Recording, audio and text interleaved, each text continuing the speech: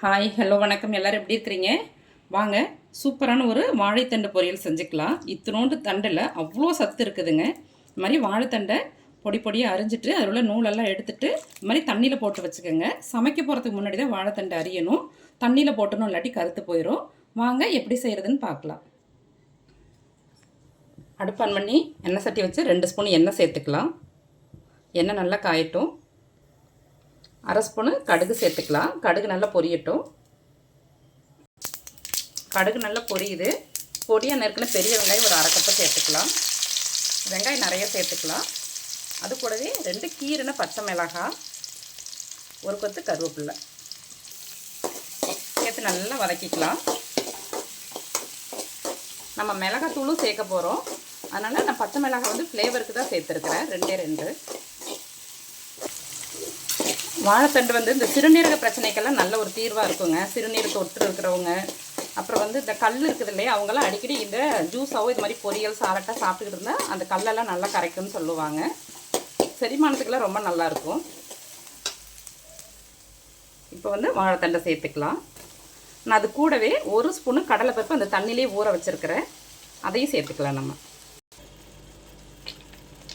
கடலைப்பருப்பும் ஊற வச்சு சேர்த்துக்கலாம்.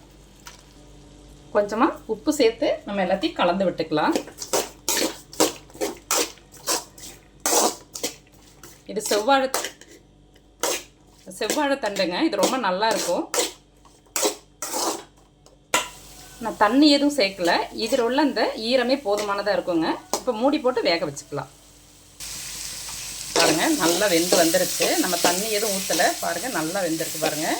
ஆனால் கலர் மாறாமல் அப்படியே இருக்குது பாருங்கள்.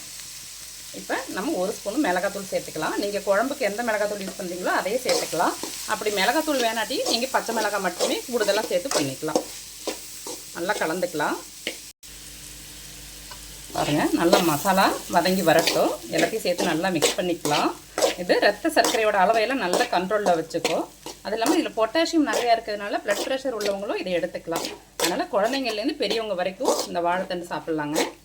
பாருங்கள், ரெடியாச்சு. நம்ம இப்போ தேங்காய் பூ சேர்த்துக்கலாம். தேங்காய் பூ வந்து கொஞ்சம் கூடுதலாக சேர்த்துக்கலாம். நல்லா கலந்துக்கலாம். பாருங்கள், நல்லா ரெடி ஆயிடுச்சு. இப்போ எடுத்துக்கலாம். பாருங்கள், நல்ல உதிரி உதிரியாக சூப்பரான ரொம்ப உடம்புக்கு ரொம்ப நல்லதுங்க. இல்லை வாரத்தில் 1 நாள்னாலும் இது மாதிரி செஞ்சு சாப்பிட்ணும். இல்லை சூப்பு இல்லை ஜூஸு அது மாதிரி எப்படினாலும் எடுத்துக்கலாம். நீங்களும் இது மாதிரி செஞ்சு சாப்பிட்டு ஆரோக்கியமாக இருங்க. Okay, bye. Thank you.